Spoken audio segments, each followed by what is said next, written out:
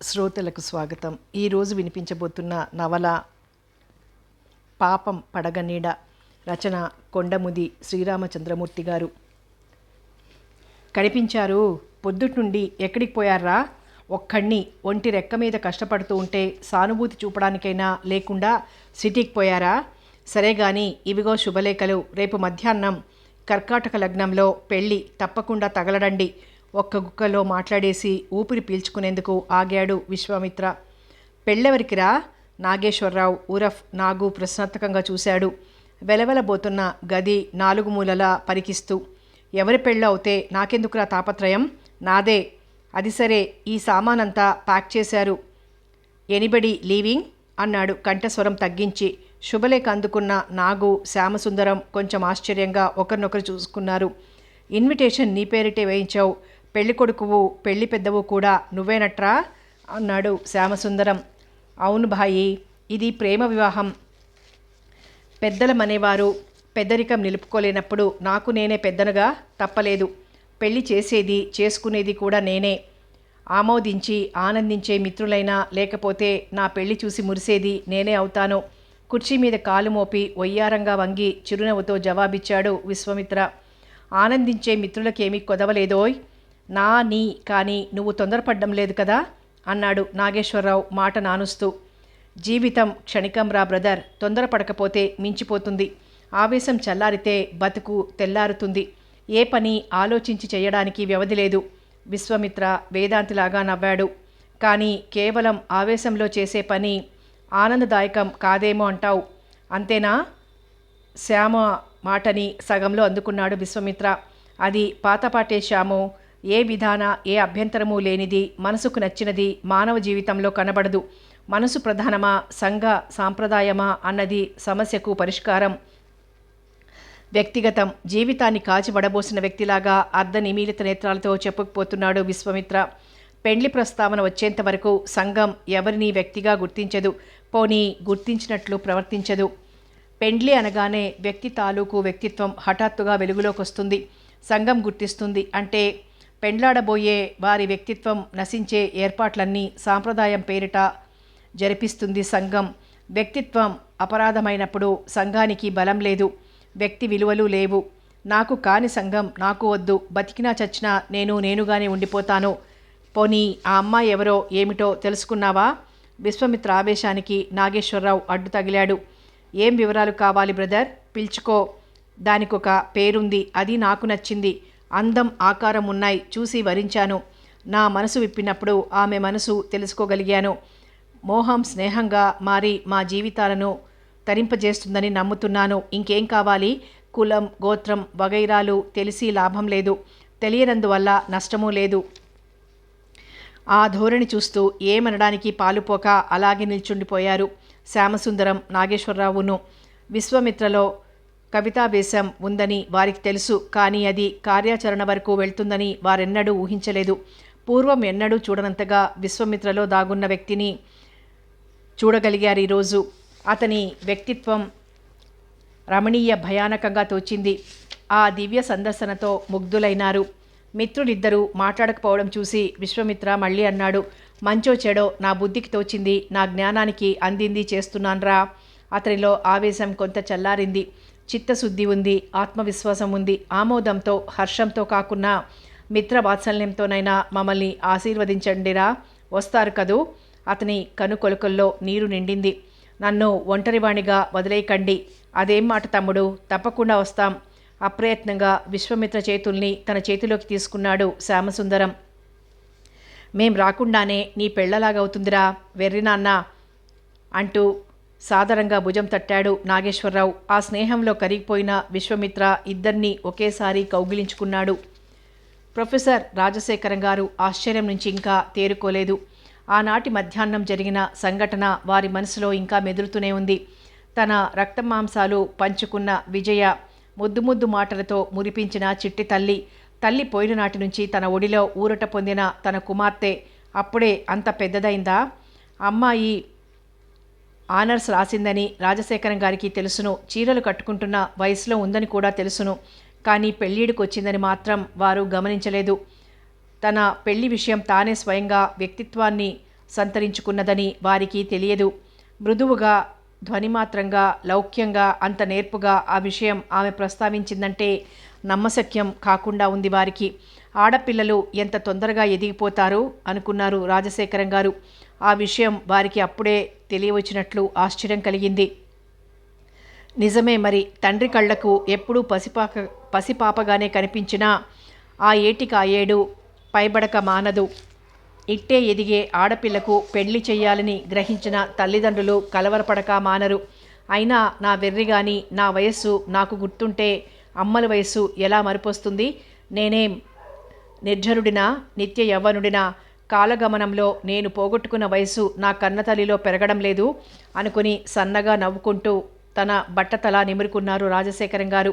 ఆశ్చర్యం క్రమంగా తొలగిన కొద్దీ వారి మనసులో ఒక విధమైన దిగులు కలగసాగింది. ఏ చింత లేకుండా తన రెక్కల నీడన చల్లగా కాలం గడుపుతున్న విజయను ఇంకొకరి అండన చేర్చాలి. ఆమె జీవితం ఏ మలుపులు తిరుగుతుందో, ఎలా సాగుతుందో, ఆమెకేం సుఖంగానే ఉంటుంది. తానే కోరి వరించిన చోట ఆమెకు ఏ కొరత ఉండదు. శ్యామసుందరం మంచి కుర్రవాడే, తెలివైనవాడే, యోగ్యుడే. అతని హృదయంలో విజయ నిశ్చింతగా తలదాచుకోగలదు. కానీ ఆమె అతనితో వెళ్ళిపోతే బావురుమంటున్న కొంపలో మూగబోయి ఒంటరిగా తాను రోజులు దొర్లించడమేలా? తన హృదయంలో పెళ్ళుబికే వాత్సల్యాన్ని దూరంగా ఎక్కడో ఉన్న విజయకు అందించడమేలా? వారి మనసు ఆవేదనతో ఉద్విగ్నమైంది. ఆడపిల్లల్ని అత్తవారింటికి పంపడంలో గల బాధను తల్లి తండ్రి తానే అయి అనుభవించారు రాజశేఖరం గారు. కొద్దిసేపటికి మనసు దిటవు చేసుకుని అమ్మలు అని కేక వేశారు. ఏం నాన్న? విజయ్ వచ్చి వారి ఎదుట నిలిచింది. ఆమె వైపు నిర్లిప్తంగా ఒక్క క్షణం చూసి, ఈ అమాయకురాలు అప్పుడే స్వయంగా నిర్ణయాలు కూడా చేస్తోంది అనుకున్నారు మనసులో. శ్యామసుందరం విషయం బాగా ఆలోచించుకున్నావా తల్లి అన్నారు సాలోచనగా. తండ్రి చూపులను సూటిగా ఎదుర్కొనలేక తల వంచుకొని అవునన్నట్లు తలూపింది విజయ. అతని వివరాలేమైనా నీకు తెలుసునా? లేదన్నట్లు మళ్ళీ తలూపింది విజయ. పిచ్చి పిల్ల, ఆకారం అందంగా ఉన్నంత మాత్రాన గుణము, అదృష్టము మంచిదవుతుందని నమ్మకమేమిటి తల్లి? మరి మనం ఎరిగినంత వరకు శ్యామసుందరం మంచివాడే. కానీ యత్ర కృతిస్తుత గుణాభివంతి అని గుండె మీద చెయ్యి వేసుకుని చెప్పే రోజులు కావమ్మా ఇవి. ప్రస్తుతం అపియరెన్స్ ఆర్ డిసెప్టివ్ అన్నదానికే లోకంలో అన్వయం హెచ్చుగా ఉంది అన్నారు లాలనగా. ఆయన మాటలు విని విజయ కంగారు పడింది. ఆమె ముఖంలో భయాందోళనలు చూసిన రాజశేఖరం గారు, ఇలా రా తల్లి అన్నారు అనునయంగా. విజయ దగ్గరగా వెళ్ళింది. కూర్చో. బెరుకుతో తండ్రి పక్కన కూర్చుంది విజయ. నీ ఆలోచన అస్థానపతితం కాదనే నా నమ్మకం. ఆ కుర్రవాడు బహుశా నీకు తగినవాడేనేమో. అన్నీ నేను విచారిస్తాను, నువ్వేమీ మనసు పాడు చేసుకోకు. సానునయంగా విజయ తలనిమిరారు రాజశేఖరం గారు. తండ్రి ఒడిలో ముఖం దాచుకుంది విజయ. మాస్టారు అన్న పిలుపుతో తండ్రి కూతుళ్ళు ఆలోచన పదం నుంచి వాస్తవిక ప్రపంచంలోకి వచ్చారు. తటాలున తండ్రి ఒడిలో నుంచి లేచి ఇంట్లోకి వెళ్ళింది విజయ. రాజశేఖరం గారు సర్దుకుని ప్లీజ్ కమిన్ అన్నారు శాంత గంభీర స్వరంతో. Good afternoon sir. గ్యాబర్టీస్ ప్యాంటు, టెర్లిన్ స్లాకులు, అరవిచ్చిన అరటి పువ్వుల ఇద్దరు యువకులు ప్రొఫెసర్ గారి కట్టెదుట నిలిచారు. Good afternoon, please sit down. Thank you sir. వినయంగా కుషన్ కుర్చీలలో కూర్చున్నారు యువకులిద్దరూ. క్షమించాలి మాస్టారు, మిమ్మల్ని డిస్టర్బ్ చేస్తున్నాను అన్నాడు ఒక యువకుడు. పర్వాలేదు, పరీక్షలు అయిపోయినాయి కదండి, మిమ్మల్ని కలుసుకుని ఇంకా ఇంటికి వెళ్ళిపోదామని ఇలా వచ్చాం. నా పేరు శ్యామసుందరం, ఇతను నాగేశ్వరరావు కదూ. నాకు తెలియకపోవడం ఏమిటోయ్? రాజశేఖరం నవ్వాడు. మీ వాత్సల్యం తెలియక కాదు, క్షమించండి అంటూ వారితో కూడా వచ్చిన ప్లాస్టిక్ సంచిలోంచి యాపిల్ పళ్ళు తీసి బయట పెడుతూ, జ్ఞానాన్నిచ్చిన పెద్దల దగ్గరికి రిక్త హస్తాలతో రాకూడదని ఈ పళ్ళు తెచ్చాం, స్వీకరించండి మాస్టారు అన్నాడు శ్యామసుందరం. మంచిదే బాబు, కానీ ఇన్ని పళ్ళెందుకు? తినేవాళ్ళు కూడా లేరు. నాకొకటి విజయ్కొకటి ఉంచి మిగతావి తీసుకువెళ్ళండి. మీ కృతజ్ఞత చాలు నాకు అన్నారు ప్రొఫెసర్ గారు. వారి మాట కాదనే ధైర్యం లేకపోయింది. తెచ్చిన పళ్ళు వెనక్కి తీసుకుపోవడానికి మనసొప్పడం లేదు. అమ్మలు, నీ క్లాస్మేట్స్ వచ్చారమ్మా, కాఫీ ఇవ్వవు? రాజశేఖరం గారు విజయ్ను కేక వేశారు. కాఫీ కప్పులతో విజయ వచ్చేంత వరకు అందరూ మౌనంగానే ఉన్నారు. ఆమె రాకతో మళ్ళీ చైతన్యం వచ్చింది. తినేవాళ్ళు లేరని పళ్ళు వద్దంటున్నారు నాన్నగారు. పోనీ మేము భాగం పుచ్చుకుంటాం ఈవేళ. ఈ యాపిల్స్ ముక్కలు కోసి తెస్తారా విజయ్ గారు అన్నాడు నాగేశ్వరరావు నవ్వుతూ. అసాధ్యుడివేనే నాగేశ్వరరావు. రాజశేఖరం గారు నవ్వారు. అలాగే కానీ అమ్మా అన్నారు కూతుర్ని ఉద్దేశించి. పళ్ళు తీసుకుని నవ్వుకుంటూ విజయ లోపలికి వెళ్ళిపోయింది. కాఫీ తీసుకోండి, ఇంతలో అమ్మాయి వస్తుందంటూ నిర్దేశించారు రాజశేఖరం గారు. ముగ్గురు కాఫీలు అందుకున్నారు. ఇంతకు ఊరికి ఎప్పుడు వెళ్తున్నారు ఇద్దరిని ఉద్దేశించి అడిగారు రాజశేఖరం గారు. రేపు సింహాచలంలో ఒక మిత్రుడి వివాహం ఉంది. అది చూసుకుని రేపు రాత్రి బండికో ఎల్లుండి బండికో వెళ్ళాలనుకుంటున్నాం మాస్టారు అన్నాడు శ్యామసుందరం. ఊరికి వెళ్లే లోపల ఒకసారి నాకు మళ్ళీ కనిపించగలవా శ్యామసుందరం? అది చాలా సామాన్యమైన ప్రశ్న అయినా ఏదో వింతగా తోచింది శ్యామసుందరానికి. మాస్టారు అలా అడగడంలోని ఆంతర్యం అర్థం కాలేదు. అలాగే మాస్టారు అన్నాడతను ముక్తసరిగా. తర్వాత కొంతసేపు ఎవరూ మాట్లాడలేదు. ఎవరి ఆలోచనల్లో వారు మునిగిపోయారు. తమ విద్యార్థిగా కాక మరొక కోణం నుంచి శ్యామసుందరాన్ని గురించి యోచిస్తున్నారు రాజశేఖరం గారు. మాస్టారి ఆలోచన ఏమిటో ఊహించుకోలేక చంచల మనస్కులైనారు శ్యామసుందరం నాగేశ్వరరావును. సింహాచలం కొండ మీద సంపెంగబూల సౌరభం గుబాళిస్తున్న చల్లని వేళ స్వర్గానికి వేసిన నిచ్చెనలా ఉన్న మెట్ల మీదుగా భక్తి పారవస్యంతో పాటలు పాడుకుంటూ స్వామి సన్నిధిని చేరుకోబోతున్నారు ఎందరెందరో. కొండ మీద కొలువున్న దైవాన్ని దర్శించి తృప్తితో మరలిన వారు కొండ మీద విశేషాలను చూసి ఆనందిస్తున్నారు. జడలో అందంగా కదంబాన్ని తురుముకొని కళ్యాణ తిలకం దిద్ది 4 అవరుల అంచులు దాటి అంజనరేఖ తీర్చి కోరిన మగవాడు లభించినాడన్న సంతోషంలో కాళ్ళు తడబడుతూ ఉండగా స్నేహితురాండ్రు తనను సందిట పొదుకొని నడిపిస్తుండగా కుమారి చంద్రకళ దేవాలయ మంటపం ప్రవేశించింది. అరవిచ్చిన మందారంలా ఉన్న స్నేహితురాలొకతే తమ వెనుక మిత్రబృందం మధ్య కొత్త సూటులో పెండ్లి కళలు ఈనుతూ నడుస్తున్న విశ్వమిత్రను కడగంట చూస్తూ అన్నది. అన్నగారేదో ఆలోచనలో మునిగినట్లున్నారు. సంసార బాధ్యత నెత్తిన పడుతుందని భయమేమో. ఒక జవరాలు కన్నులు కలువలు చేసి చూపుడు వేలితో బుగ్గ నొక్కున్నది. మనసైన చిన్నది దక్కిందన్న మైమర్పో వంత పాడింది మరొక కలకంట. తన స్నేహితురాండ్రకు క్రీగంటి చూపితో వారించింది చంద్రకళ. ఆ చూపులందుకున్న మరొక యువతి, ఆపండే, తన శ్రీవారిని గురించి మనం ఇలా మాట్లాడకూడదని దేవిగారు మందలిస్తున్నారు అని హెచ్చరించింది. గర్భగుడిలో పూజలందుకుంటున్న అప్పన్న ఇంకా రారేమి వీరు అని కళ్ళు చింతాకులు చేసుకుంటున్నాడు. అర్చక స్వామి హారతులెత్తడంలో అలసిపోతున్నాడు. మిత్ర బృందం గర్భగుడికి ఈవల నిలిచి సర్వాత్మన నమస్కరించింది. అర్చన జరిపించింది. తమ పేరు నామావళి ప్రారంభిస్తూ అర్చకుడు ప్రశ్నించాడు. విశ్వమిత్ర తన పేరు విన్నవించుకున్నాడు. గోత్రం భారద్వాజ. అర్చకుడు తన పనిలో నిమగ్నుడైనాడు. కళ, ఇంకా మనం ఒకటి కాలేదు. నీ పేరు మీదుగా కూడా అర్చన జరిపిస్తే బాగుంటుంది అన్నాడు విశ్వమిత్ర. అలాగే అన్నది చంద్రకళే మెల్లిగా. విశ్వమిత్ర పేరిట అర్చన ముగించి చంద్రకళ చేతిలోని పూజా ద్రవ్యాలు అందుకుంటూ పేరు యాంత్రికంగా ప్రశ్నించాడు అర్చకస్వామి. చంద్రకళ. గోత్రం. చంద్రకళ కలవరపడింది. దీనంగా విశ్వమిత్ర ముఖం మీదకి దృష్టి సారించింది. విశ్వమిత్ర స్నేహితులలో ఎవరో వెనక నుంచి పకాలున నవ్వబోయి సభ్యత గుర్తొచ్చిందేమో ఆపుకున్నారు. చంద్రకళ చిన్నబోయి తలవంచుకున్నది. అయ్యా అర్చకుడు గారు, నా గోత్ర నామం మీదే పూజ జరిపించండి గంభీరంగా ఆదేశించాడు విశ్వమిత్ర. అర్చకుడు పూజా విధిని నిర్వర్తిస్తూ ఉండగా తాను పదిలంగా దాచుకున్న మాంగల్యాన్ని తీసి దేవాలయ మండపానికి తాకించి ఆ స్వామికి నమస్కరించి చంద్రకళ మెడలో అలంకరించాడు విశ్వమిత్ర. తరువాత అర్చకుడు అందించిన కుంకుమతో ఆమె నొసట బొట్టు పెట్టాడు. మిత్రులు వారి చేత పూలమాలలు మార్పించి చప్పట్లు చరిచారు. బాబు, టికెట్ పుచ్చుకున్నారా? ప్రసాదాన్ని అందిస్తూ అడిగాడు అర్చకస్వామి. లేదన్నట్లు తల ఊపి, ప్రాయశ్చిత్తం చేయించుకోవడానికి ఇది అపరాధం కాదు కదా, పూజ్యులు మీరే మమ్మల్ని ఆశీర్వదించండి అంటూ 5 రూపాయల నోటు హారతి పళ్ళెంలో ఉంచాడు విశ్వమిత్ర. అర్చకస్వామి ప్రసన్నుడైనాడు. పుత్ర పౌత్రాభివృద్ధిరస్తు, ధన కనక వస్తు వాహనాది సమృద్ధిగా కలకాలం సుఖంగా వర్ధిల్లండి నాయన అంటూ ఆశీర్వదించాడు. నూతన దంపతులను చూసి నాగేశ్వరరావు, శ్యామసుందరం తృప్తిగా నిట్టూర్చారు. గబగబా దేవస్థానం కార్యాలయానికి పరిగెత్తి ఇంత పులిహోర కొనుక్కొచ్చాడు నాగేశ్వరరావు.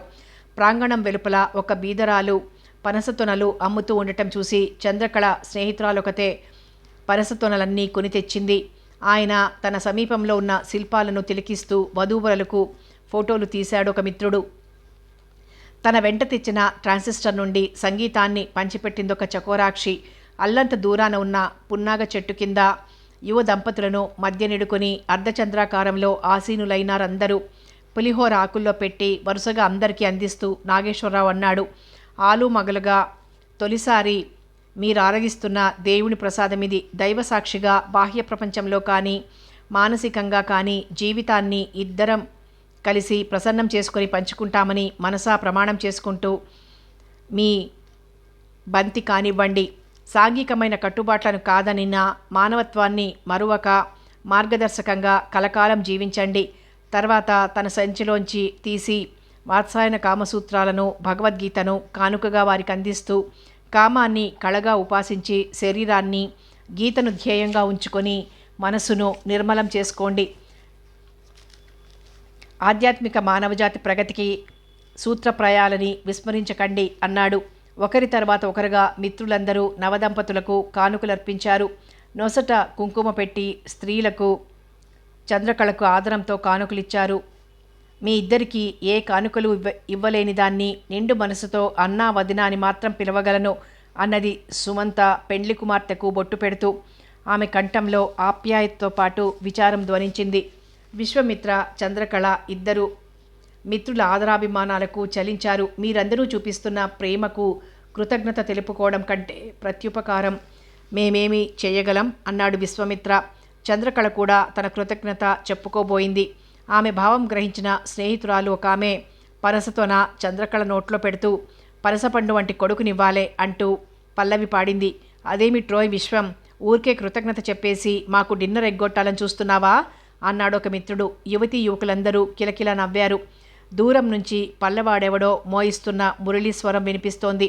చిరుగాలి చిన్నవాడి స్పర్శకు పులకించి పున్నాగా పూలజల్లు కురిసింది.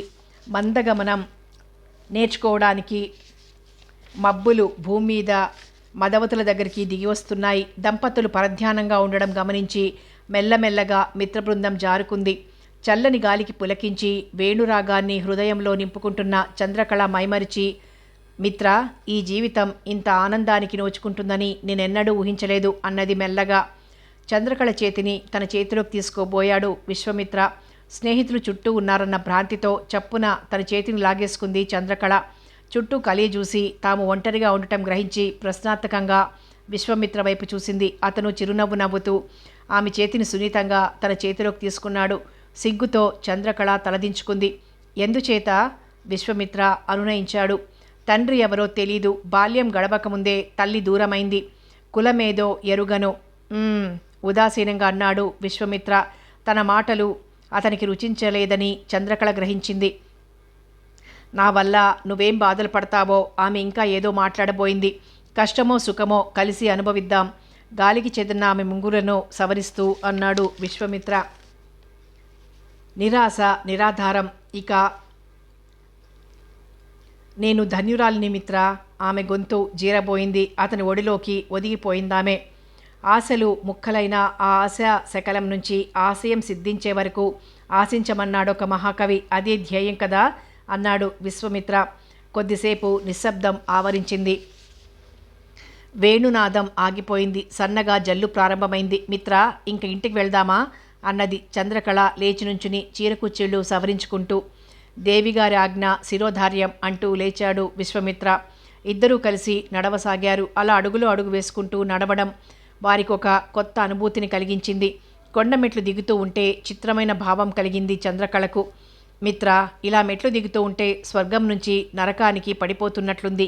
స్వర్గానికి చేర్చే సోపానాలే స్వర్గం నుంచి అవరోహణ మార్గాన్ని కల్పిస్తాయి. కళ పైనున్నవాడికి క్రింద అగాధం, క్రిందవాడికి కొండ అత్యున్నతం. వస్తువు ఒక్కటే, దృక్కులు వేరు అన్నాడు విశ్వమిత్ర. ఇద్దరు మౌనంగా నడుస్తున్నారు. ఇంతలో అబ్బా, ఎంత ఎర్రగా ఉన్నాయో పూలు అన్నది చంద్రకళ ఎదురుగా ఉన్న రక్తశోకాన్ని తర్జనితో చూపిస్తూ. వడలెల్లా సిగ్గుపూచినట్లున్న రక్తశోకాన్ని చూశాడు విశ్వమిత్ర. చూపు బరలించి చంద్రకళను చూశాడు. రక్తశోకము పూచెను, రమణుల ఎడ మాయల పూచెను అన్నాడు నవ్వుతూ. మనసులు ఉల్లాసంగా తేలిపోతుండగా ఇద్దరు బస్టాండ్ చేరుకున్నారు. కాసేపటికి బస్సు వచ్చింది. ఇద్దరు బస్సులో కూర్చున్నారు. ఎదురు సీట్లో ఉన్న ముసలమ్మ వారిద్దరినీ కాసేపు పరికించి చూసి, కొండకు వెళ్ళొస్తున్నారమ్మా అన్నది చంద్రకళను ఉద్దేశించి. అవును మామగారు. మీ ఆయన అమ్మా? అవునండి. చంద్రకళ కొంచెం సిగ్గుపడింది. ఏముద్యోగమో? ఈ ప్రశ్న పరంపరకు చంద్రకళ ఉక్కిరిబిక్కిరవుతోందని గ్రహించి విశ్వామిత్ర అందుకున్నాడు. లేదు మామగారు. అదేమి నాయనా? మరేం లేదు మామగారు. మా ఆవిడే ఉద్యోగం చేస్తుంది. ఇంకా నేను కూడా ఎందుకని? విశ్వామిత్ర ఒక్కొక్క మాట నొక్కి నొక్కి మాట్లాడుతూ ఉంటే బస్సులోని ప్రయాణికులు ముసిముసి నవ్వులు నవ్వుకుంటున్నారు. చంద్రకళ వచ్చే నవ్వు ఆపుకునే ప్రయత్నంలో ఉంది. అలాగా? మామగారు ఆశ్చర్యపోయారు. ఇదేం కలికాలమో నాయనా! ఆడది బజారెక్కింది, మగాడు వంటింటి కాపైనాడు. ఇది మన కాలం కాదు మామగారు అన్నాడు విశ్వామిత్ర. ముసలమ్మ కాసేపు ఊరుకుని తిరిగి ప్రశ్నించింది. పిల్లలా? లేరు మామగారు. అయ్యో పాపం. అలా దిగులు పడకండి మామగారు, ఆ ప్రయత్నంలోనే ఉన్నాం. ఇక ఆపుకోలేక చుట్టూ ఉన్నవాళ్లు గొల్లున నవ్వారు. సిగ్గుపడిపోతూ విశ్వామిత్రను మోచేత్తో మెల్లగా పొడిచి, ఏమిటి మరీను అన్నది చంద్రకళ తలొంచుకొని. ఆ సంభాషణ చంద్రకళకు సంతోషంగానే ఉందని ఆమె వాలకమే చెబుతోంది. ఈ ఆడవాళ్లంతా ఇంతే, వద్దంటూనే తమకు కావలసిన దాన్ని రాబట్టుకుంటారనుకుని నవ్వాపుకున్నాడు విశ్వామిత్ర. మామగారికి విశ్వామిత్ర మాటలోని వ్యంగ్యం ఇప్పటికి గానీ అర్థం కాలేదు. మరి మాట్లాడక మూతి ముడుచుకొని కూర్చుందామే. బస్సు ప్రయాణం సరదాగా సాగింది. ఈదురుగాలి వీస్తుంటే పక్కపక్కనే రిక్షాలో కూర్చొని మహారాణిపేటలో చంద్రకళ అద్దెకున్న ఇంటికి చేరారు దంపతులు. తలుపులు తెరిచేసరికి ఎదురుగా గదిగుమ్మం పైన తగిలించిన ఫోటో ఆప్తులెవరో స్వాగతం పలుకుతున్నట్లు చిరునవ్వు నవ్వుతూ కనబడింది. ఆ ఫోటోకు సగం వాడిన గులాబీ దండ అలంకరించబడి ఉంది. ముందుకు 4 అడుగులు వేసి, ఆమె మా అమ్మగారు అన్నది. దంపతులిద్దరూ ఆ స్త్రీమూర్తికి తలలు వంచి నమస్కరించారు. చంద్రకళ ఇంకా ఏమైనా చెబుతుందేమో అని కుతూహలంతో ఎదురు చూశాడు. వాతావరణం నిశ్శబ్దంగా ఉంది. విశ్వామిత్ర ఆసక్తిని గ్రహించి చంద్రకళ అన్నది. ఆమె మా అమ్మగారు. అలాగని నన్ను పెంచి పెద్ద చేసిన అనాథ శరణాలయం కార్యదర్శి గారు చెబితే తెలిసింది. అంతకు మించి నాకేమీ తెలీదు. తెలుసుకోదగింది తెలిసింది. ఇతర వివరాలతో మనకేం పని? మందహాసం చేశాడు విశ్వామిత్ర. చంద్రకళ మందహాసంగా తల్లి ఫోటో వైపు చూస్తూ ఉండిపోయింది. విశ్వామిత్ర అన్నాడు మళ్ళీ. ఆకలిగా ఉంది కళ. చంద్రకళ నడుం చుట్టూ చెయ్యి పెనవేసి మెల్లగా ఊపుతూ అమాయకంగా ఆమె ముఖంలోకి చూశాడు. పని మనిషి క్యారియర్ తెచ్చుంటుంది, రండి అంది చంద్రకళ బాధ్యతాయుతంగా. గదిలో అగరువత్తుల ధూపం వాసన వెదజల్లుతోంది. ఆ వాసనతో కలిపి పాన్పు మీద మల్లెలు వింత సౌరభాన్ని గది నిండా నింపుతున్నాయి. గోడ మీద చక్కని ఫ్రేములో రాధాకృష్ణుల వర్ణచిత్రం అనురాగానికి అర్థం చెబుతూ ఉంది. దాని పక్కనే మేనకా విశ్వామిత్రుల వర్ణచిత్రం కామానికి అవధులు తెలుపుతూ ఉంది. చల్లని గాలి మత్తెక్కిస్తూ ఉంది. విశ్వామిత్ర చూపు మరలింది. గది బయట వరండాలో నిల్చున్న చంద్రకళ వైపు చూశాడు. పిల్ల మబ్బుల చాటున దాగి తారలతో దోబూచులాడుతున్న చందమామను చూస్తోందామే. వెన్నెల దీవిలా నిండుగా ఉన్న చంద్రకళ వక్షస్థలం యవ్వన మెంత భోగ్యమో నిర్వచిస్తోంది. విశ్వామిత్ర లేచి అడుగులో అడుగు వేసుకుంటూ చంద్రకళను సమీపించాడు. మెల్లగా ఆమె చేతిని తన చేతిలోకి తీసుకొని హృదయానికి హత్తుకున్నాడు. బలంగా ఆమెను తన హృదయానికి చేర్చుకోవడంలో ఆమె చేతిగాజులు పగిలినాయి. చంద్రకళ బెదిరిపోయి దూరంగా తొలగింది. విశ్వామిత్ర నవ్వి, సిగలో పువ్వులు నలిగి మొగమున కుంకుమ చెరిగి చేతుల గాజులు చిట్లినప్పుడే ప్రేమకు సంపూర్ణత్వం. ఇది అపశకునం కాదు కళ. ఇద్దరం ఒకటి కావడానికి ప్రతిబంధకాలు ఉండబోవని సూచన. శుభశకునమే అన్నాడు. ఆమె నవ్వింది సిగ్గుతో. అతడు ఆమెను కౌగిట పొదువుకున్నాడు. అనుభవమో శరీరమో ఒకటి అవుతున్న వేళ అరమూతలుగా చంద్రకళ కళ్ళు వాలినాయి. ఆమె చేతులు అతని మెడ చుట్టూ పెనవేసుకున్నాయి. ఇరువురిలోనూ కృత్రిమమైన సభ్యత సడలిపోయింది. అంతరాత్మ మాటుమణిగింది. శరీరం నియంతృత్వం వహించింది. పశుప్రేరణ వారిద్దరినీ బలంగా పాన్పు వైపు నడిపించింది. నాగేశ్వరరావు హోల్డా సర్దుకుంటూ ఉన్నాడు. మిగతా సామాను చాలా భాగం 2 రోజుల ముందుగానే సర్దేసి ఉంది. శ్యాము, 3 ఏండ్లు కలిసి చదువుకున్నాం. రూమ్మేట్స్గా మనసులు కూడా కలుపుకున్నాం. మన స్నేహం కేవలం రైలు పెట్టెలో స్నేహం లాంటిది కాకూడదని నా కోరిక. పోస్టల్ డిపార్ట్మెంట్ అంటూ ఒకటుందని మర్చిపోకుండా ఉత్తరాలు రాస్తావు కదూ. రాయనేమో అని అనుమానం ఎందుకు కలిగిందిరా? శ్యామ్ సుందరం ఎదురు ప్రశ్న వేశాడు. అనుమానం కలిగి అనటం లేదురా. ఓన్లీ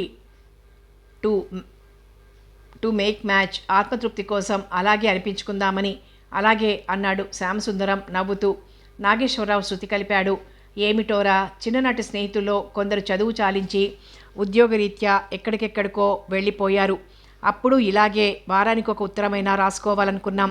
ఒకరికొకరం కలుసుకోకుండా అసలు బ్రతకగలమా అనుకున్నాం.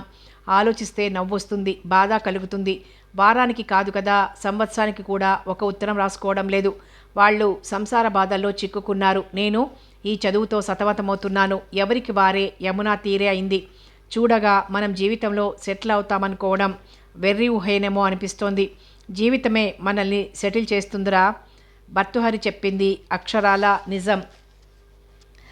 ఒరే నాగు, నీకీ మధ్య అతిధోరణి పుట్టిందిరా.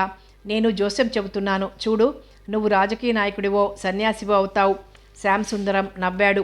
రెండూ కాలేను శ్యాము. మొదటి దానికి కావలసినంత అజ్ఞానమూ లేదు, రెండో దానికి కావలసినంత జ్ఞానమూ లేదు. అంచేత నేనే జోస్యం చెప్పుకుంటున్నాను చూడు.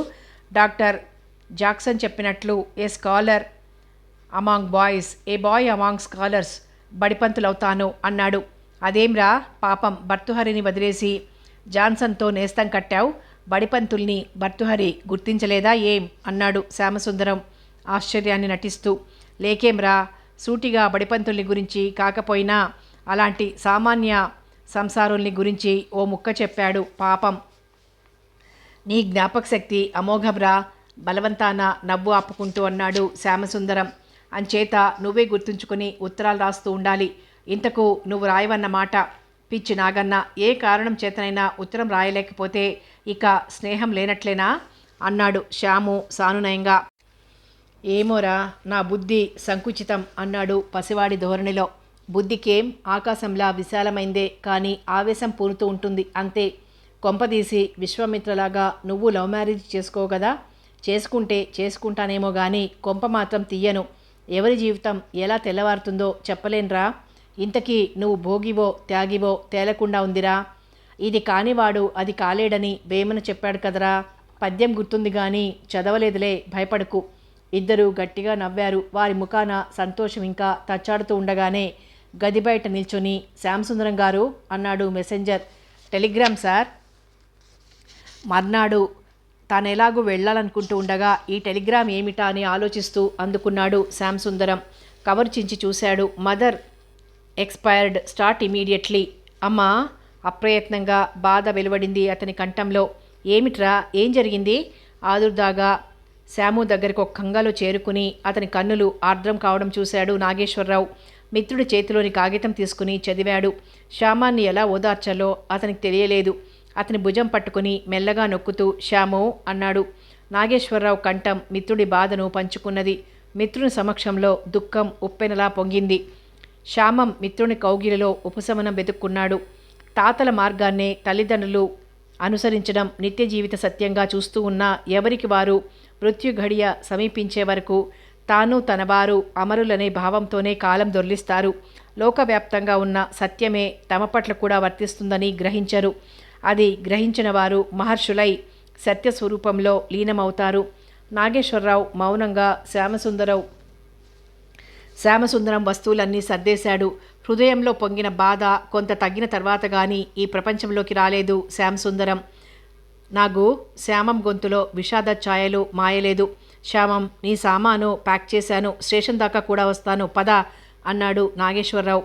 నువ్వు ఊరికి రావడం లేదా? నేను రేపు వెళ్తానులే.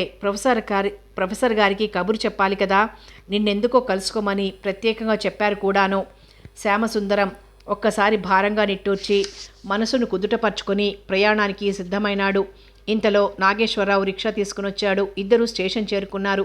దోవలో మాట్లాడడానికి చైతన్యం లేకుండా వది కూర్చున్నారిద్దరూ. జీవితాశకు ప్రతీకగా వెలిగే సూర్యుడు పడమటి కొండ కొప్పు నుండి తటాలున కాలుజారి కాలవాహినిలో పడిన వేళ అమావాస్య లాంటి నిశ్శబ్దంలో ఉవ్వెత్తున వేస్తున్న వేదన ప్రయాణికుల అలజడిలో కలిసిపోగా ప్లాట్ఫామ్ కలియజూశాడు శ్యామసుందరం. నాగేశ్వరరావు టికెట్ కొని తెచ్చాడు. నమస్కారం అండి. మిత్రులిద్దరూ వెనక్కి తిరిగి చూశారు. సుమలత నిల్చుని ఉంది. వారు ప్రతి నమస్కారం చేశారు. మీరిద్దరూ కూడా ఈ ట్రైన్కి వస్తున్నారా అన్నదామె స్నేహపూర్వకంగా. శ్యామం వస్తున్నాడండి, వాడి మదర్ చనిపోయిందని. ఎప్పుడండి? అరెరే పాపం, నాగేశ్వరరావు మాట పూర్తి కాకుండానే సానుభూతి ప్రకటించింది సుమలత. కష్టాలెరిగిన వ్యక్తి సానుభూతి అది. వివరాలేమీ తెలియవండి అన్నాడు శ్యామసుందరం. మా అమ్మకి ఎలా ఉందో బాధగా అన్నది సుమలత. వారి ఆరోగ్యం సరిగ్గా లేదండి. కుటుంబ పరిస్థితులు కూడా బాగాలేవు. మర్చిపోదామన్నా మరపురావు ఈ బాధలు. మనసు బాగాలేక పరీక్షలు కూడా తృప్తికరంగా రాయలేకపోయాను. ప్రొఫెసర్ని కలుసుకోలేకపోయారా? కలుసుకున్నానండి. కానీ ఏం చెప్పను, ఎలా చెప్పను? చెప్పినా వారు నమ్ముతారని నమ్మకమేమిటి? వారు చేయగలిగింది మాత్రం ఏముంటుంది? ఆయన మంచివారండి. మంచివారే, కానీ సాధ్యాసాధ్యాలుంటాయి కదా. అయినా 3 ఏళ్లు కలిసి చదువుకున్నాం గనక ఆ చనువుతో విజయ్కు చెప్పాను. మనం 3 ఏళ్లు కలిసి చదువుకున్నాం కానీ 3 నిమిషాల సేపైనా మాట్లాడుకున్నది ఇప్పుడే అనుకుంటాను. ఎప్పుడు చూసినా మీరు ముభావంగా ఏదో బాధలో ఉన్నట్లే కనిపించేవారు. మిమ్మల్ని పలకరించాలంటే భయంగా ఉండేది. మొన్న విశ్వమిత్ర పెళ్లిలోనూ గమనించాను. మీలో దైన్యం తప్ప సంతోషం కనిపించలేదు. అసలు మీ తీరే అంత కాబోలు అనుకున్నాను. అసలు విషయం ఇప్పుడు మీరు చెబితే రేఖామాత్రంగా తెలిసింది అన్నాడు నాగేశ్వరరావు ప్రసంగం మారుస్తూ. ఆమె గాథ పూర్తిగా వినాలని ఆసక్తి. విని తాము చేయగలిగింది లేకపోయినా ఎదుటివారి బాధలు తెలుసుకొని ఆ బాధామయ లోకంలో తాము ఒంటరి కాదని ఎవరికి వారు ఉపశమిస్తారు. కష్టాల్లో కానీ సుఖాల్లో కానీ తోడు వెతుక్కోవడం మానవ నైజం. ఎవరి బాధలు వారికున్నాయి. ఇంకా మన బాధలు కూడా పంచిపెట్టడం సబబు కాదని సుమలత వాక్యం పూర్తి చేయలేదు. ఒక క్షణం ఆగి మళ్ళీ అన్నది. చెప్పుకున్న చేత్తో తోసేసేవి కాదు కదా ఈ కష్టాలు. నిజమేనండి. నాగేశ్వరరావు గాఢంగా నిట్టూర్చాడు. చచ్చిన వాళ్లను బ్రతికించుకోనూ లేము, వాళ్లతో చావనూ లేము. మీరన్నట్లు ఎవరికి వారొక చిన్న దీవి. 4 వైపులా సముద్ర ఘోష తప్ప వేరు లేదు. అతని మాటలు నైరాశ్యాన్ని ధ్వనించినాయి. కంఠం కంపించింది. శ్యామసుందరం తన బాధ మర్చిపోయి నాగేశ్వరరావు భుజం తట్టాడు. నేను మీకు బాధ కలిగించానేమో, క్షమించండి. నాగేశ్వరరావు హఠాత్తుగా స్థైర్యం కోల్పోవడం చూసి సుమలత మాట తడబడింది. తనను తాను సంభాళించుకుంటూ, అబ్బే అదేం లేదు. అయినా బుద్ధ భగవానుడు చెప్పినట్లు ఎవ్వరిని పోగొట్టుకొని ఇల్లు, ఏ బాధ ఎరుగని వ్యక్తి ఉండడు గదా. ఒకరికొకరం బాధలు పంచుకుంటూ జీవితాన్ని అనుభవయోగ్యం చేసుకోవడమే మనం చేయగలిగిన పని. అదే మన తృప్తి, మన ఆనందం అన్నాడు నాగేశ్వరరావు. సుమలత మాట్లాడలేదు. ఇంతలో వారు జనసమ్మర్దం కాస్త తక్కువగా ఉన్న చోటికి చేరుకున్నారు. వారి వెనకే పోర్టర్లు సామాను తెచ్చి దింపారు. ట్రైన్ లేట్ ఎంతో చూశారా అన్నది సుమలత. జీవితకాలం ఉంటుంది కదా అన్న ధైర్యంతో చూడలేదు అన్నాడు నాగేశ్వరరావు పేలవంగా నవ్వుతూ. సంజ మారుస్తూ ఉంది. పగలంతా శ్రమించిన యూనివర్సిటీ అప్పుడే పడకటిల్లు చేరుకుంటూ ఉంది. జనసమ్మర్దంతో అంతవరకు ఇరుకుగా తోచిన ఆ ప్రాంతం అంతా నరసంచారం తగ్గుతూ ఉన్న కొద్దీ సువిశాలమై కష్టించి విశ్రాంతి నొందుతున్న మహాకాయునిలా వెల్లకిలా పడుకొని ఒళ్ళు విరుచుకుంటూ ఉంది. కొత్తగా కట్టిన స్టాఫ్ క్వార్టర్స్లో నుంచి పనివాడిని లాలించడానికి తనకొచ్చిన సంగీతాన్ని వినిపిస్తున్నదొక ఇల్లాలు. ఆ కంఠంలో సంగీతం ఉందో లేదో కానీ, గానంలో లయ ఉందో లేదో కానీ తనకు కావలసిన మమకారం నిండుగా ఉన్నందున పసివాడు ఊరట చెందాడు. పొద్దు వాలినప్పటి నుంచి అప్పటికి 6వసారి విజయ బయటికొచ్చి ఆశగా అటు ఇటు చూసింది. తమ ఇంటి వైపుగా ఎవ్వరూ నడిచి రాలేదు. ఉస్సూరని నిట్టూర్చి మాలతి చుట్టుకున్న స్తంభానికి చేతులాంచి నిలబడింది. మనసును పట్టలేక కళ్ళు చికిలించుకొని మళ్ళీ ముందుకు చూసింది. నీడలా ఎవరు నడిచొస్తున్నారు. ఆమె ముఖం సంతోషంతో విచ్చిన కలువ పువ్వే అయింది. ఆ వ్యక్తి తమ ఇల్లు దాటి వెళ్ళగానే మళ్ళీ నిరాశ ఆవరించింది. మనసును అటుగా వెళ్ళిన వ్యక్తి మీదికి మళ్లించాలని ప్రయత్నించింది విజయ. వారు హిస్టరీ ప్రొఫెసర్ నీలకంఠన్. భార్యతో కలిసి రోజు సాయంకాలం షికారు వెళ్ళొస్తూ ఉంటారు. ఆ రోజు ఎందుకో వారు ఒంటరిగానే వెళ్ళినట్లుంది. బహుశా ఒంటరితనం భరించలేకనేమో త్వరగా తిరిగి వచ్చేస్తున్నారు. మళ్ళీ ఆమె ఆలోచన ఒంటరితనం మీదికి, శ్యామసుందరం మీదికి క్రమంగా అల్లుకుంది. ఆ నిరీక్షణలో నిరాశ, విసుగు వెనక్కి తిరిగి ఇంట్లోకి పోబోయింది. వెనక్కు నుంచి ఎవరో పైట చెంగు పట్టుకున్నారు. బెరుకుగా ఆగి తిరిగి చూసింది. నిండుగా పూసి చిరునవ్వుతో మాలతీలత కనిపించింది. నిదానంగా తీగ తప్పించి పైట సరిచేసుకొని లోపలికి వెళ్ళింది. అయినా ఆమె మనసు వాకిట నిలిచి నిరీక్షిస్తూనే ఉంది. నాన్నగారు ఇంకా రాలేదెంచేతో మనసు మభ్యపెట్టడానికి యత్నించింది విజయ. ఇల్లంతా నిశ్శబ్దంగా ఉంది. దూరం నుంచి నిరంతర వేదనా మానసుడైన సముద్రుని ఘోష, ముంగిట చెట్ల మీద కన్నులు మూస్తున్న పిట్టల కలవరింతలు, తన గుండెలాగా కొట్టుకుంటున్న గోడ గడియారం, నిలకడలేని మనస్సును సంగీతంతో ధృతి చిక్కుతుందేమో అని వీణ సవరించింది విజయ. లాభం లేదు. నవల ఒకటి చేతపుచ్చుకొని 2 పేజీలు తిప్పింది. వ్యర్థం. విసుగుతో గబగబా పేజీలు తిప్పి ముందున్న టీపాయ్ మీదికి విసిరింది పుస్తకాన్ని. రేడియో పెట్టుకున్నది. అద్వైత తత్వాన్ని గురించి బొంగురు గొంతుతో ఉపన్యసిస్తున్నారెవరో. రుచించలేదు. ఆలోచనలు అందనివి, అనుభూతికి అందినది మరేదో కావాలామెకు. మళ్ళీ బయటికొచ్చి రోడ్డు వైపు పరీక్షగా చూసింది. చీకటి అలుముకుంటున్న కొద్దీ వెన్నెల వెలుగులు సంతరించుకుంటోంది. ఓడిపోని ఆశలాంటి ఆ వెన్నెల అనుకుంది విజయ. గుండె గొంతుకలో కొట్టాడుతోంది. ఉండి ఉండి లైట్ హౌస్ నుంచి ప్రసరిస్తున్న కాంతి కిరణం వెన్నెలకు వింత సొగసు కలిగిస్తోంది. ఎవరికోసమమ్మా ఎదురు చూస్తున్నావు? రాజశేఖరం గారు గొంతు వినిపించేసరికి ఉలిక్కి పడింది విజయ. తన మనసులోకి తాను కుచించుకుపోయి వారి రాకనే గమనించలేదు. తండ్రి ప్రశ్నకు వెంటనే జవాబు చెప్పలేకపోయింది. మీకోసమే నాన్నగారు అన్నది ఒక క్షణం తర్వాత. నాకు తెలుసునమ్మా. నవ్వుకుంటూ లోపలికి దారి తీశారు రాజశేఖరం గారు. విజయ తండ్రి వెనక నడిచింది. విజయను చూసి రాజశేఖరం గారికి జాలి కలిగింది. నవ్వు వచ్చింది. మనసు గుర్రం లాంటిది. మనసు కళ్ళెంలాగా మనిషి.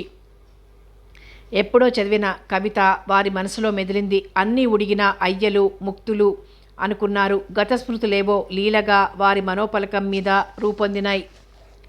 వంటింట్లో నుంచి చిన్న చిన్న శబ్దాలు వినిపిస్తున్నాయి. విజయ భోజనానికి ఏర్పాట్లు చేస్తుందని వారు గ్రహించారు.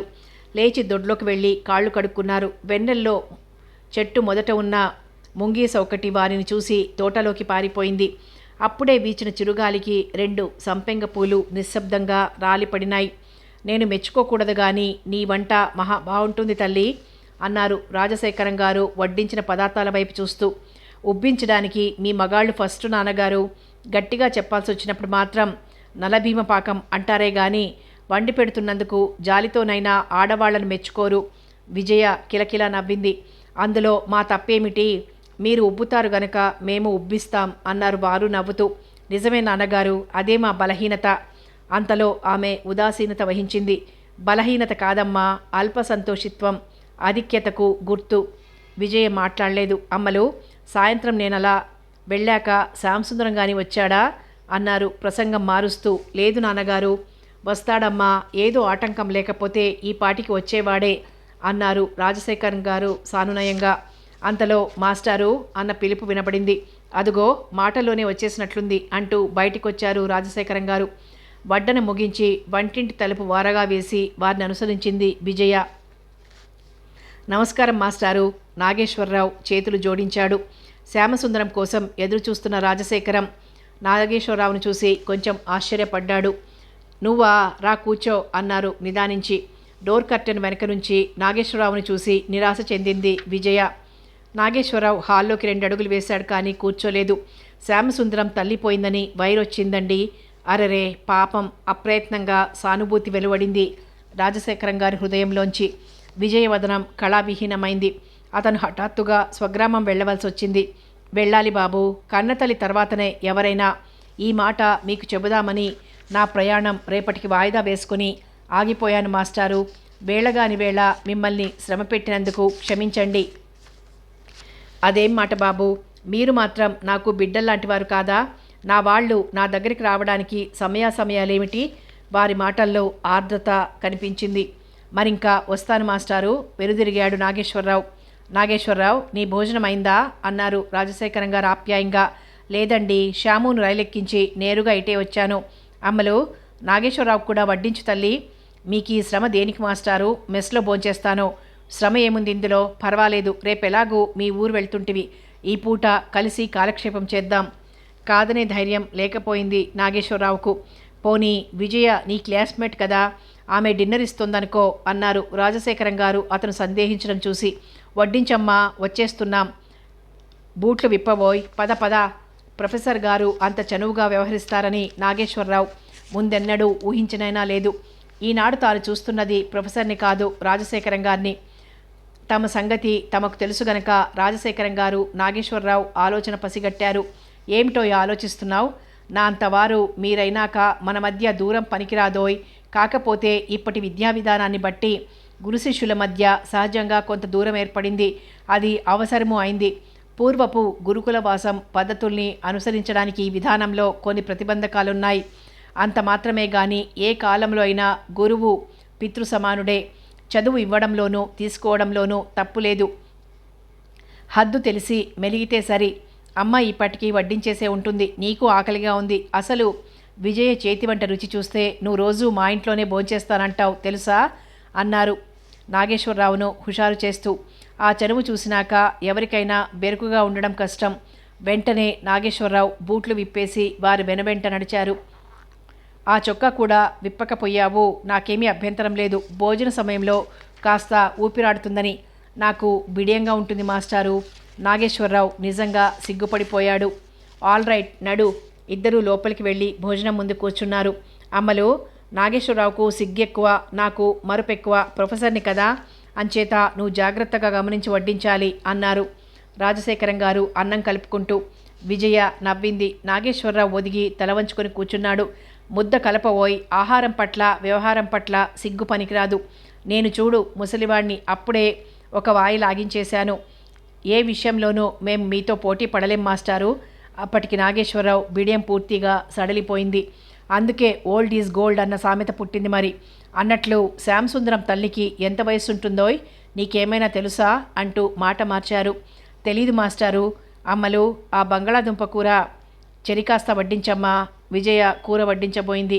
వద్దండి, వడ్డించినంతవరకు ముందు తిననివ్వండి అన్నాడు నాగేశ్వరరావు. నాన్నగారు చెప్పింది చేయడమే నా పని, తర్వాత మీ ఇష్టం అంటూ వడ్డన చేసింది విజయ. వేయించుకోబోయ్, ప్రొఫెసర్ గారి రికమెండేషన్.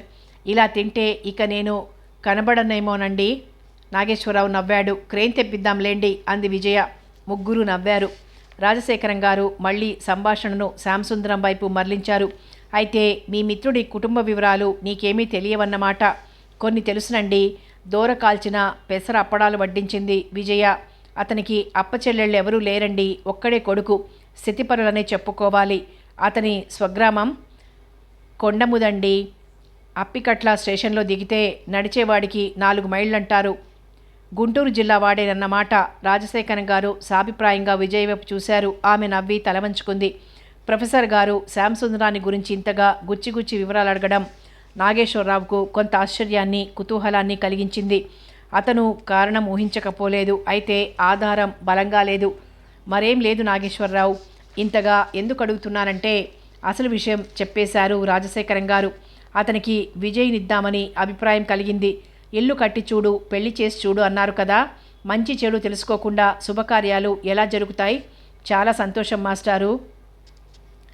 సతాం హి సందేహపదే షువస్తుషు ప్రమాణం ప్రవృత్తయ అన్నారు కదా. మీ అభిప్రాయం కలగడము, అది నెరవేరకపోవడము ఉండదు. విజయ్ అదృష్టవంతురాలే. ఆ ఆనందంలో వారికి మరీ దగ్గరవాడైపోయాడు నాగేశ్వరరావు. అతని మాటలు వీణ మీటినట్లయింది విజయకు. ఆమె బుగ్గలు ఎరుపెక్కినాయి. చక్కెర కేళీలు తెచ్చే నెపంతో ఆమె అక్కడి నుంచి తప్పుకుంది. అదేమిటోయ్ శ్యామ్, నీ ఫ్రెండే అయినా విజయ్ కూడా నీ క్లాస్మేటే కదా. మీ వాణ్ణి మరీ పొగిడేసుకోకు. రాజశేఖరం గారు నవ్వారు. అదృష్టము దురదృష్టము అంతా ఆడవాళ్లకి అంటగట్టడం మన సాంప్రదాయం కదండి. అంచేత అలా అన్నాను.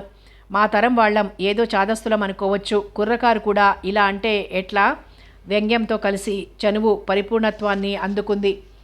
అందరి సంగతి చెప్పలేను కానీ కనీసం మా మిత్ర బృందం వరకైనా అలెగ్జాండర్ పోప్ చెప్పినట్లు we think our fathers fools, so wise we grow. Our wiser sons no doubt will think us so అన్న రకంలో చేరిక కాదులేండి. పెద్దల యందు ఆ పాటి గౌరవం నిలిపినందుకు సంతోషమోయ్. రాజశేఖరం గారు నాగేశ్వరరావు సరళత్వానికి ఆనందించారు. నిజం మాస్టారు, నా మిత్రుడని చెప్పడం కాదు కానీ శ్యామం చాలా మంచివాడండి. దురలవాట్లు లేవు. ఎవరు అన్నట్లు he's a dreamer every night and a worker every day. వాడితో స్నేహం చేస్తే సంస్కారం కలుగుతుంది. నిర్మలమైన మా స్నేహం నాకు తృప్తిగా ఉంది. కానీ బాబు, స్నేహం అంటే కేవలం వ్యక్తిలో మంచిని గ్రహించడమే కాదయ్యా. ఆ వ్యక్తి దౌర్బల్యాన్ని సహించి క్షమించగలగాలి. అది మైత్రికి పరాకాష్ట. శ్యామం బలహీనత లేదనను, కానీ ఇంతవరకు నా అనుభవంలోకి రాలేదు మాస్టారు. అతనిలో దౌర్బల్యం ఉందని కాదోయ్. తెలుసుకోదగిన వయసులో ఉన్నావు కనుక చెప్పాను. తెలిసి చెప్పకపోవడం నాది తప్పవుతుంది. అవకాశం ఉండి తెలుసుకోకపోవడం నీది తప్పవుతుంది. అందుచేత మీరు చెప్పాలి, మేము నేర్చుకోవాలి మాస్టారు. ఇంతలో వారి భోజనం పూర్తి అయింది. చెరొక చక్కెరకేళి వడ్డించింది విజయ. ఇంకా ఇది కూడానా అన్నాడు నాగేశ్వరరావు. భోజనానంతరం పండు తినడం మంచిదోయ్ కానివ్వు అన్నారు రాజశేఖరం గారు. పండు తినకపోతే నాన్నగారు ఊరుకోరు అంది విజయ. అమ్మలు అన్నీ నా మీదే చెబుతున్నావు. రాజశేఖరం గారు చిలిపిగా చూశారు కూతురు వైపు. అది కాదోయ్, నువ్వు చెప్పిన తీయని మాటలకి నీ నోరు తీయపరచకుండా పంపదలుచుకోలేదు మా అమ్మాయి. వేసిన అరటిపండ్లను వలవక తప్పింది కాదతనికి ఒలుస్తూ అన్నాడు. పెళ్లి ముందే ఇంత మంచి డిన్నర్ దొరికింది, పెళ్ళైన తర్వాత ఇంకా ఎంత మంచి డిన్నర్ దొరుకుతుందో రాజశేఖరం గారు అన్నారు. అప్పుడు నువ్వు నేను కనిపిస్తామటోయ్. విజయ్కి ఆశ్చర్యం వేసింది. తన నాన్న తనకు తెలిసినంతలో ఇంత సంతోషంగా ఫ్రీగా సంకెళ్ళు తెంచుకున్నట్లుగా మాట్లాడలేదు. ఎంత మంచివారైనా తన వివాహం అన్నది ఆయనను ఎంతగా కదిలించి పసివాణ్ణి చేస్తోంది. విజయ జవాబు చెప్పేటంతలో నాగేశ్వరరావు అందుకున్నాడు. మీ సంగతి నాకు తెలియదు, కానీ నన్ను మాత్రం మా శ్యామసుందరం మర్చిపోడు. అవునవును తల పంకించారు రాజశేఖరం గారు. అందుకనే నీ మీద ఒక ముఖ్యమైన భారం మోపుతున్నాను. నాగేశ్వరరావు వదనంలో తెలియంతనం కనిపించింది. ఏమిటండి అన్నాడు కుతూహలంగా. ఏం లేదు అని ఆగి విజయ్ వైపు చూశారు. నువ్వు కొండముదికి వెళ్ళి రావాలి. అన్ని సంగతులు నువ్వు చెప్పావనుకో. అయినా వివాహం అన్నది 100 ఏళ్ల పంట కదా. ఒక పని చెయ్యాలి అనుకోవడం వేరు, చెయ్యడం వేరు. చెయ్యబోయేటప్పుడు పూర్వపరాలు ఆలోచించుకొని మరీ చెయ్యాలి. ఏమంటావు? ఇక్కడంటే మనం సిద్ధంగా ఉన్నాం, అక్కడ పరిస్థితులు ఏమిటో. మేనరికం ఉండొచ్చు, చిన్నప్పుడే మరో నిర్ణయం ఏదైనా జరిగి ఉండొచ్చు. కాకపోతే శ్యామసుందరమే మరో అమ్మాయికి మనసిచ్చి ఉండొచ్చు. అందుచేత నువ్వు వెళ్ళు, పరిస్థితులు విచారించు, శ్యామసుందరం మనసు తెలుసుకో. వాళ్ళ నాన్నగారిని కట్నం విషయమై కదిపి చూడు. నువ్వు విన్నవి కన్నవి అన్నీ యథాతథంగా నాకు ఉత్తరం రాయి. ఈ పని నిజానికి నేను చేసుకోవాలి, కానీ నువ్విద్దరికీ సంబంధించిన వాడవు కాబట్టి నీ మీద ఉన్న నమ్మకంతో నీకు ఈ పని అప్పజెప్తున్నాను. సంతోషంగా చేస్తాను. విజయ దీర్ఘంగా నిట్టూర్చింది. వారిరువురు గమనించకుండా. రాజశేఖరం గారు మళ్ళీ చెబుతున్నారు. నేనే వెళ్దామనుకున్నాను, కానీ యూనివర్సిటీ పనులు అడ్డం వస్తున్నాయి. పర్వాలేదండి, ఇంతకన్నా సంతోషకరమైన పని మరొకట్లేదు. వెళ్ళిన తర్వాత ఉత్తరం రాసేటప్పుడు ఒక్క సంగతి రాయటం మర్చిపోకు. విజయ భయంగా తండ్రి వైపు చూసింది. నాగేశ్వరరావు ప్రొఫెసర్ గారి వైపే చూస్తున్నారు. రాజశేఖరం గారికి ఆ మాట ఎట్లా చెప్పాలో తోచలేదు. అయినా చెప్పాలి. తన నమ్మకాలు తనవి. అదేనయ్యా అతని కులమేమిటో. ఆయన మాట పూర్తి చెయ్యలేదు. విజయ ఒంటి మీద జరులు పాకినట్లయింది. నాగేశ్వరరావుకు మొదట ఆ మాట అర్థం కాలేదు. తర్వాత అనుకున్నాడు ఆయన క్యాస్ట్ను గురించి మాట్లాడుతున్నాడని. తను శ్యామసుందరం 3 ఏళ్లు కలిసిమెలిసి తిరిగారు. తమ కులాలేమిటో తమకు తెలియలేదు. ఇదన్నమాట భేదం క్రిందటి తరానికి ఈ తరానికి. అలాగే రాస్తానండి, నాకు తెలీదు. ఎప్పుడు మేము ఆ విషయం గురించి మాట్లాడుకోలేదు. రాజశేఖరం గారు సిగ్గుపడ్డారు. కథ కొనసాగుతుంది.